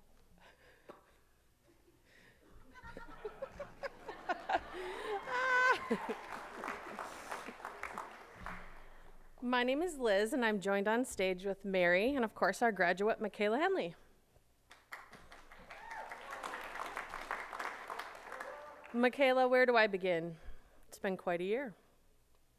One filled with maniacal tie-dyeing, finding cool vintage fabrics and then tie-dyeing them, thrifting for tie-dyeable clothing, tie-dyeing for others, teaching others to tie-dye, trying to convince others to tie-dye or at least wear it, tie-dye stained hands, because if you can't feel the art while you're making it, what's the point? Might I add, I totally agree. Rogue mannequins appearing in the art room, wigs, and one specifically seems to turn you into a different person, otherwise known as Veronica. Photo shoots with friends that always got a little out of hand, making art in unconventional places in the art room, modified Mona Lisas hidden all over the place. My personal favorite is Obama Lisa on my ceiling, which is going to stay right where it is. Using the kiln for more than its intended use and baking goodies in there. Near force feeding of peers and staff daily. Furniture painted like various fruits. Michaela popping up literally out of nowhere when someone asks me where a supply is, because I clearly don't know. I never know. But now that I say that out loud, I'm kind of wondering if you were messing with me and that was intentional. There's even now a note on my door letting the entire school know that if they need to look for something, to call her, not me. And finally, my personal favorite, the t-shirt that you gave our building engineer that read, Steve, the man, the myth, the legend, which he ironically happened to be wearing one fateful day where he did, in fact, save the day and the rest of us from sure peril. But now that I'm saying that out loud, I'm again wondering if it was a coincidence. Michaela, you are the yin to the art room's yang, the pancake to its pan, the tie to its dye. I'm not sure I've known a student more in tune with herself than you. You are a beautifully self-aware, strong, old soul who feels deeply. You're a strong advocate for yourself and others, and your generosity is out of this world. When you're on top of it all, you enjoy every minute, and when you need a break, you unapologetically take it. It's amazing to see from this perspective. Remember, keep tie-dyeing, keep wearing weird wigs, keep hiding funny modified artworks all over the place, keep taking silly pictures, keep feeding everyone, and keep building everyone up like you do. You are going to do amazing things. There is absolutely no question. When thinking about you and your love of all things tie-dyed and colorful, you are like the sun. There is no rainbow without it.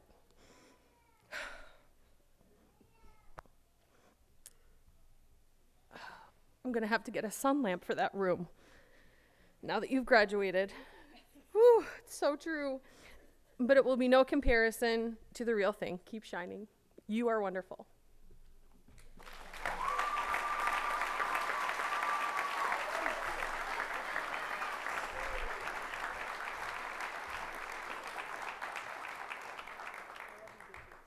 I love you. Sam Reynolds.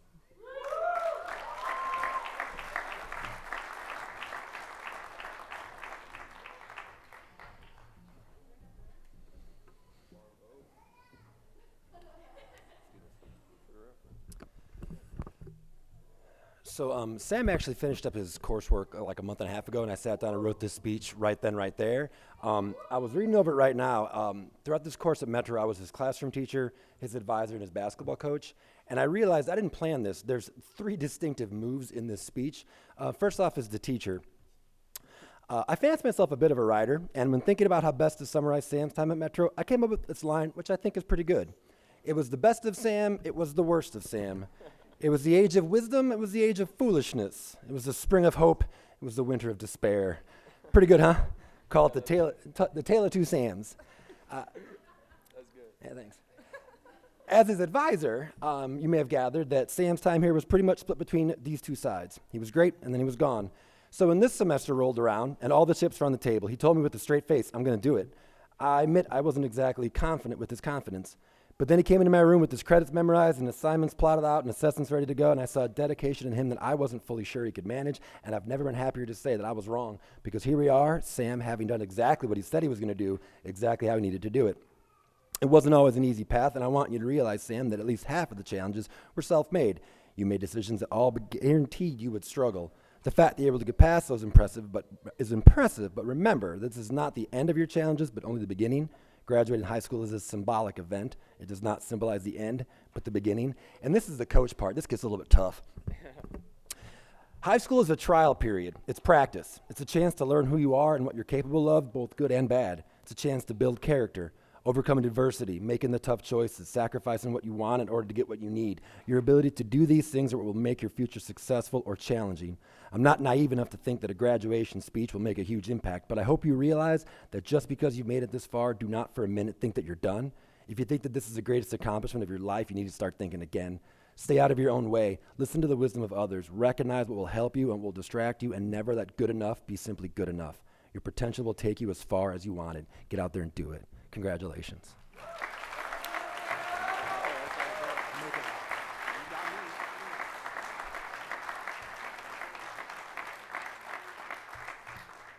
Kylie Schmidt, please.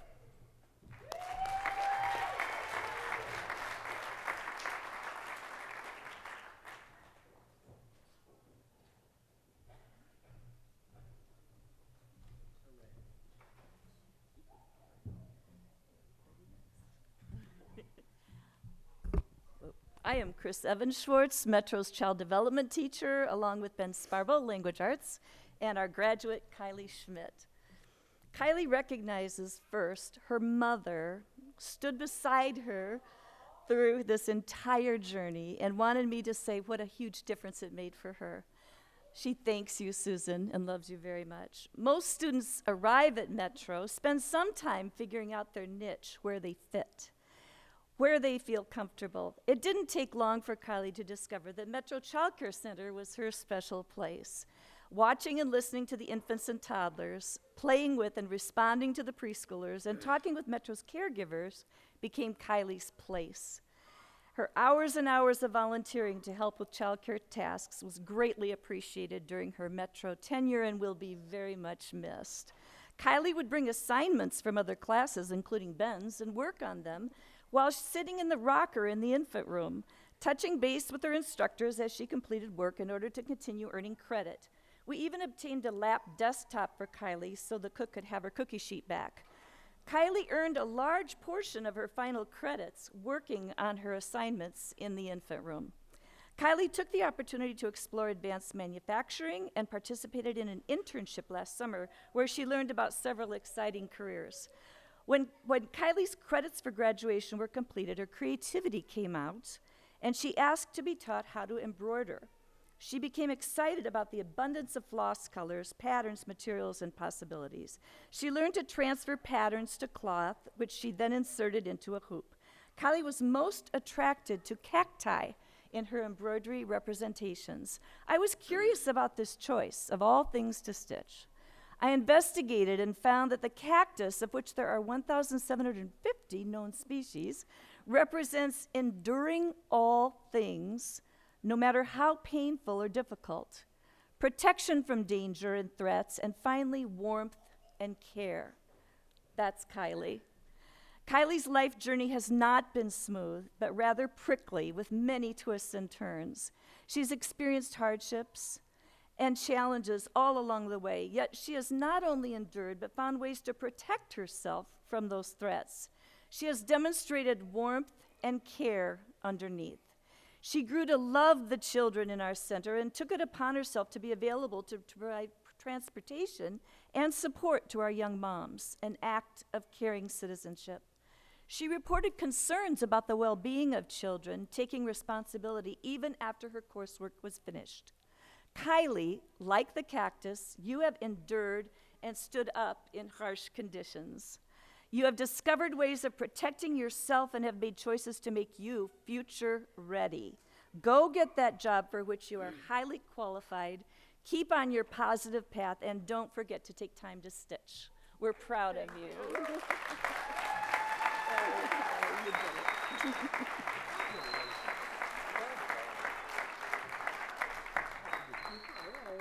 Next, Eduardo Barroso.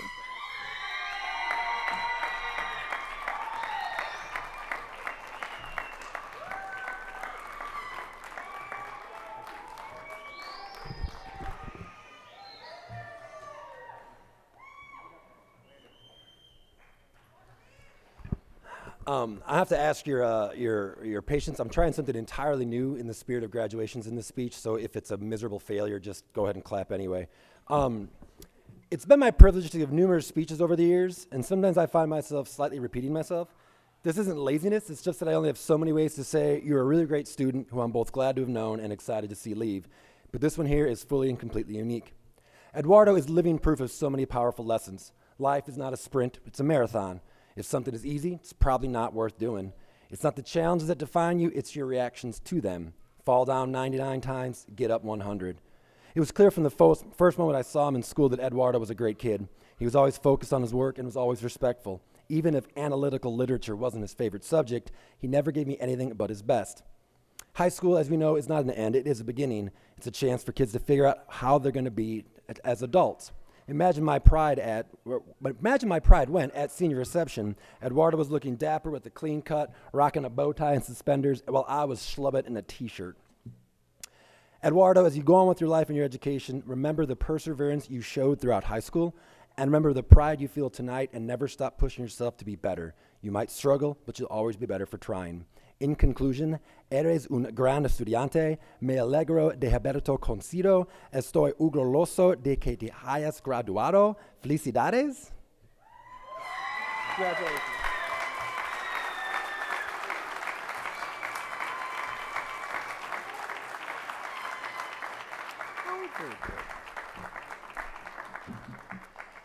Haley Mills, please.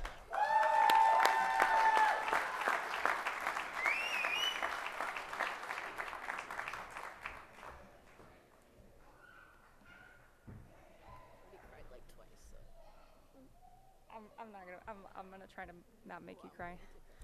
Hi, my name is Carrie. I stand here with Gary and our graduate, Haley Mills. Haley has been at Metro almost as long as I have. In fact, she was one of my first advisees. Haley is artistic and ambitious, and I can honestly say I don't think I've ever met anybody as tough as her. Not only does she constantly deal with her own life challenges that life slaps her with, but she is always willing to listen to and be there for her friends. From her constant SpongeBob quotes to her amazing smile, laugh, and ability to make others forget about life's obstacles for a while, Haley is the type of friend you want in your corner. She was even the glue that held our group together on a particularly rainy outdoor ed trip. Between wet sleeping bags and clothes that never seemed to dry, Haley always held her cool demeanor. For a bit there, we weren't sure if we would ever see Haley walk across the stage. There have been more than a few times that she fell off the radar and maybe blipped in here and again. When Haley realized that she only had a semester left, it is like she was revitalized. Haley, like most, has great ambitions. I remember when she first started with us, she was thinking about going to a career in mathematics. And then after a semester coming back, she was an animal whisperer, and for a while an artist. And then for a while, a writer or something like that. Whatever career Haley eventually chooses, the world will be better because of it. I have gotten to know Haley very well over the last 4 years. While I will be sad to see her leave this place, Every chapter must come to an end. I can't help it. I'm gonna miss you. Congratulations on finally making it to the stage. Now go out, write the rest of your book, and don't forget all of the quirky characters you met along the way.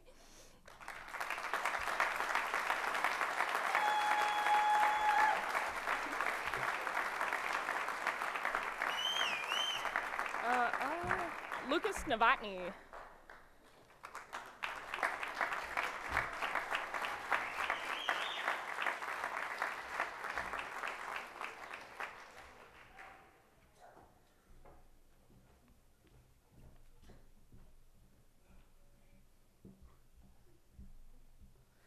Hi, I'm Mary, and this is Gary, and this is our graduate, Lucas Novotny.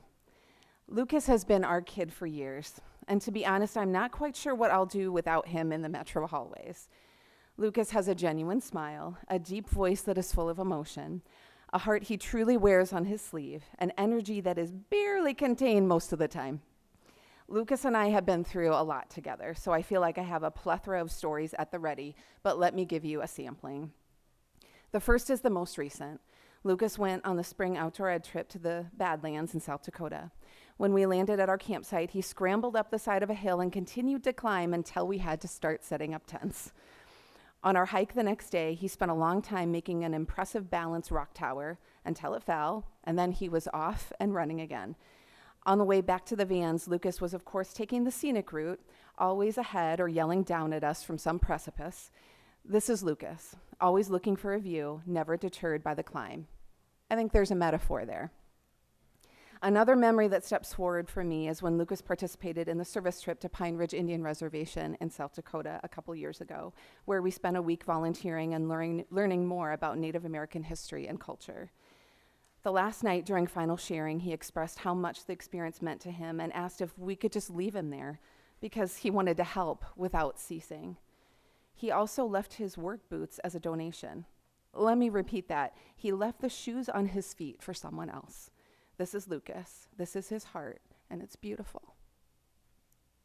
Lucas has also been a huge part of Sarah and I's Metro theater and speech program. He has taken on any role we've thrown at him, and with conviction. He's succeeded in improv, which is super hard, by the way, and has brought entire audiences to tears with his powerful personal writing. Sarah and I will definitely feel whole without Lucas on stage. And behind the curtain, he was supportive of his castmates too, consistently there with a hug for anyone who needed it. On the last night of the outdoor ed trip just a few weeks ago, you asked to do a reading for the group, being a senior. This is the poem you read by Cleo Wade, and as I share it now, I want you to think about why it resonated with you. Anchor that meaning as you move forward to the next phase of life. Brave enough to show up. Yell if you need to, need if you need to. Live while you are here. The world does not need your silence. The world does not need you to say you are fine when you aren't. Lucas, be real, be loud if you need to, and be honest about what you need. Congratulations on your graduation. We're so proud of you.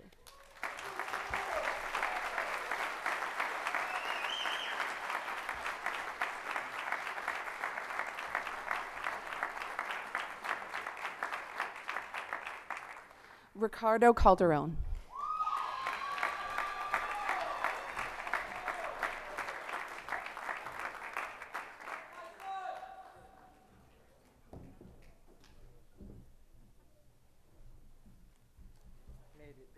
That's right.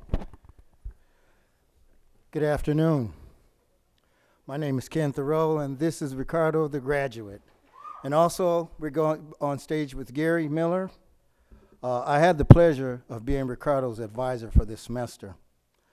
What I learned about Ricardo was he was a positive, productive, and very respectful student with a pleasant and friendly demeanor, which was calming, had a calming effect on the kids in the daycare. They loved him. So I got this picture here that I'm going off the script, and I want him to have for the kids in the daycare. He built a car, and him and the kids were testing the car, so you could see that, and he did a very good job with that. The children loved him. He taught them how to speak Spanish. He took initiative to play games with them after lunch, and they loved his attention, care, and enthusiasm, and especially the chocolate bunnies that he gave each child at Easter time. They could tell he loved being with them. They're going to miss you. When you were in class, you worked hard, Ricardo, and you took pride in your work. Ricardo will be attending Kirkwood Community College in the fall. In the criminal justice program, he plans on going into law enforcement. I'm sure he will do well.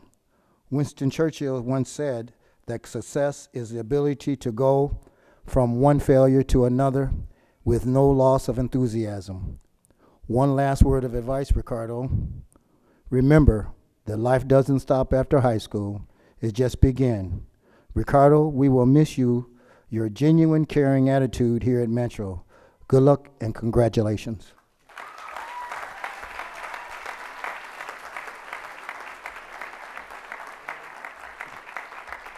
Chloe Ghost.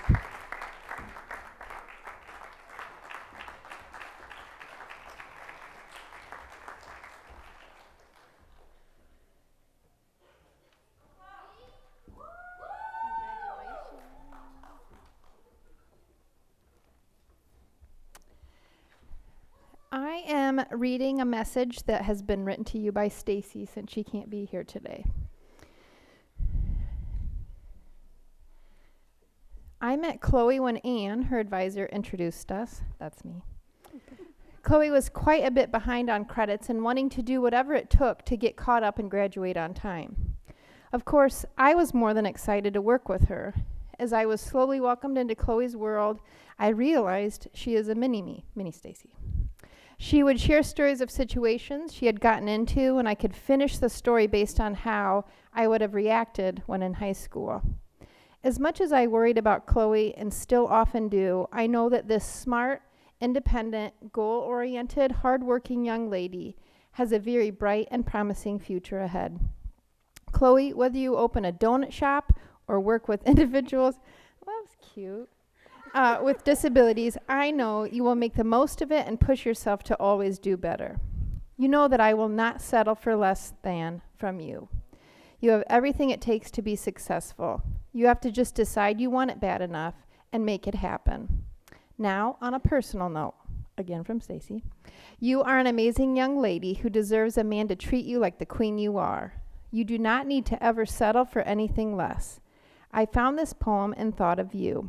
Dear woman, sometimes you'll just be too much woman, too smart, too beautiful, too strong, too much of something that makes a man feel like less of a man, which will start making you feel like you have to be less of a woman. The biggest mistake you can make is removing jewels from your crown to make it easier for a man to carry. When this happens, I need you to understand you do not need a smaller crown. You need a man with bigger hands. Chloe, I hope you find a man with giant hands because that is what you deserve. Wow. Love you and congratulations.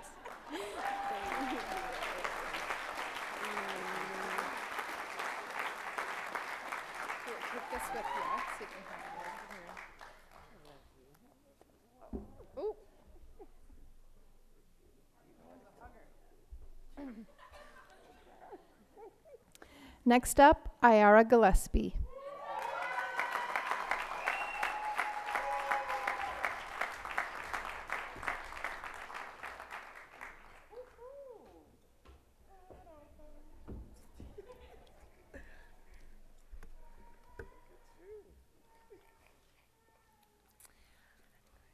I am also going to read a speech that Stacy wrote you. This speech is near impossible for me to write, impossible for a number of reasons. You see, as advisors at Metro, we are way more than teachers, way more than counselors or social workers. We are parents. I become the mama to every one of my advisees. Sometimes that means I have to be the bad guy, but most of the time it means I just get to form an inseparable bond. Ayara was one of those advisees. I had Ayara's older sister as a student a few years back, and I got to know Ayara at that time. When I saw her come through orientation, I asked to be her advisor. From that day forward, the bond has grown exponentially. Ayara, like many of our students, has not always had it easy. In fact, she has had to make adult decisions that I wouldn't even want to make. However, Regardless of how difficult things may seem, Ayara is always holding her head high and pushing through. A few examples would be when her family moved to Texas in August, and she knew staying here, even if alone, was the right thing for her to finish high school. This past year has been one of the loneliest and biggest struggles, but most important, it has shown Ayara just how strong of a woman she is. You can do anything you set your mind to. Ayara plans to now head to Texas and resume life with her family. Ayara, I know that you are hoping to take a little break from school. I told you that a little break is okay, but you have to pursue your education. You have set up a positive life for yourself, and the sky is the limit. I can't wait to hear from you on how things are going. Congratulations and best luck.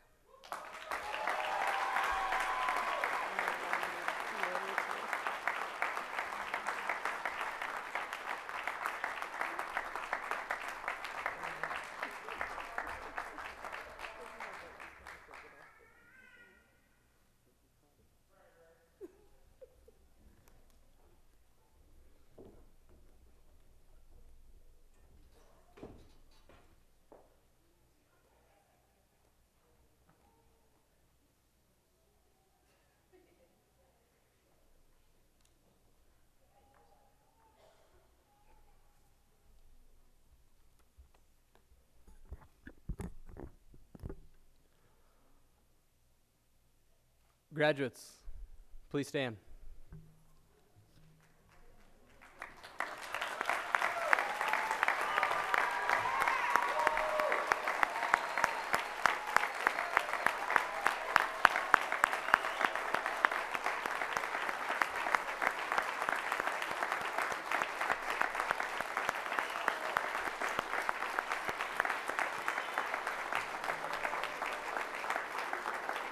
Board of Directors, Superintendent Buck, the Metro class of 2019 has satisfied the graduation requirements set forth by the Cedar Rapids Community School District. Graduates, congratulations. Go hug somebody.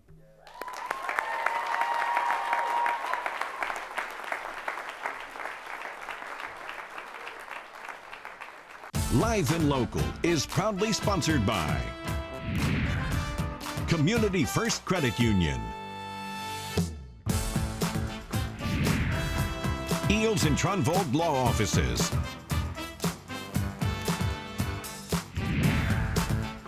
Rainer Garage Doors of Cedar Rapids, and Waln Collision Center in Fairfax.